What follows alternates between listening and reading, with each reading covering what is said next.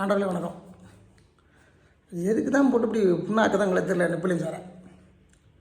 அவர் பையனுக்கு அவர் கல்யாணம் பண்ணிக்கிட்டாரு. அந்த பொண்ணுக்கு மனசுக்கு பிடிச்சிருக்கு, அந்த பையனுக்கு மனசுக்கு பிடிச்சிருக்கு, கல்யாணம் பண்ணிக்கிட்டாங்க. அவங்க 2 பேரும் வாழ போகிறாங்க.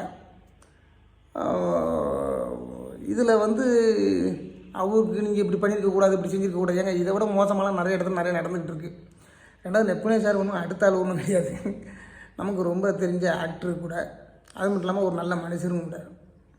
திருநெல்வேலியில் கூட வேலூரில் ஒரு ஹாஸ்பிட்டல் கட்டி கொடுத்துருக்காரு.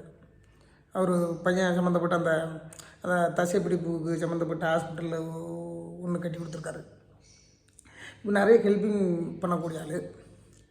அவர் ஏன் மனசு சங்கடப்படுத்திங்கன்னு எனக்கும் தெரியல. அந்த 2-3 டாக்டர் ஒரு ஆள் இருக்கார், அப்புறம் மூத்த பத்திரிக்கையாளர் நிறைய பேர் இருக்காங்க. எதுக்கு தான் அப்படி பேசுகிறாங்கன்னு தெரியல.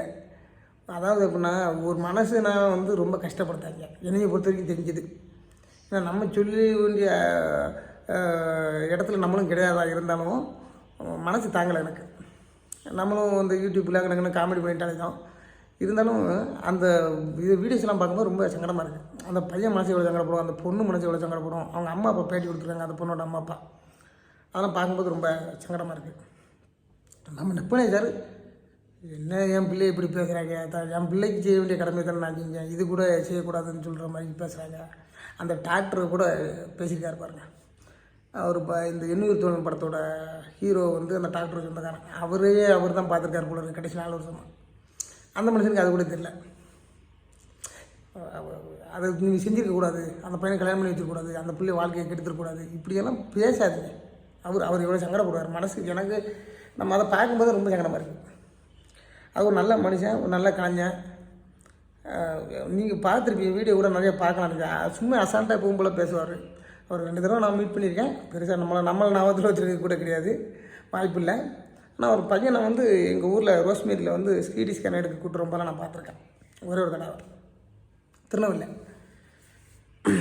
எதுக்கு அவரை போட்டு இப்படி சங்கடப்படுத்துகிறாங்கன்னு எனக்கும் தெரியல. இந்த இப்போ மூத்த பத்திரிகையாளர் ஐயா சாமிகளா, நீங்களும் இந்த டாக்டர் ஐயா, நீங்களாம் கொஞ்சம் அவங்க பர்சனல். அது 2வது ஒரு கலைஞர் நம்ம நெப்பலியன் சார், அவர் மனசு ரொம்ப கஷ்டப்படுத்தாங்க. அந்த பொண்ணு ரொம்ப சங்கடப்படும், அந்த பையன் மனசு ரொம்ப சங்கடப்படும். அவங்க நல்லா வாழ்ந்துட்டு போகிறாங்க. மேற்கொண்டு என்ன செய்யணுங்கிறத அதை அவங்க முடிவு பண்ணிக்கிடுவாங்க. அதை நீங்களும் நாங்களும் பேசி எனக்கு சரியாக பிடித்ததும் இல்லை. என்ன சரியாக பிடித்தோம்னா கொஞ்சம் கோவமாக இருக்கணும் வைங்களேன். என்ன நீங்கள் பாருங்கள், நீங்கள் டிஆர்பி ஏற்றக்காண்டி நீங்கள் பேசி, இப்போ நான் டிஆர்பி ஏற்றக்காண்டி நான் பேச வேண்டியிருக்கு. ஆனால் ஒருத்தனை சங்கடப்படுத்தாமல் நீங்கள் பேசுங்க அப்படிங்கிறது. அவர் ஐயா எனக்கு அவரை பார்க்கும்போது பேட்டிலே சொல்லுதார். என் பொண்ணை என் மருமகளையும் என் மகனையும் பேசும்போது ரொம்ப சங்கடமாக இருக்குது. நான் நல்லா தகப்பனாக தானே என் வேலையை பார்த்தேன் அப்படிங்கிறாரு.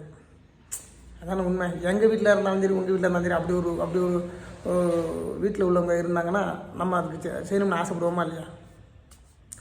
எனக்கு அவ்வளோ சங்கடமாக இருக்குது. என் கருத்தை நான் தெரிவிச்சிருக்கேன், அவ்வளோதான். அதை மற்றவங்க தப்பாக நினைச்சாலும் கவலை இல்லை. நெப்பலியன் சார் அவங்க சப்போஸ் இந்த வீடியோ பார்த்தீங்கன்னா எவனும் எப்படின்னு சொல்லிட்டு போகிறாங்க சார். நீங்கள் உங்கள் பிள்ளைக்கு நீங்கள் பண்ணிட்டீங்க, வாழ்த்துக்கள். அந்த பையன் நல்லாயிருக்கும், அந்த பொண்ணும் நல்லாயிருக்கும்.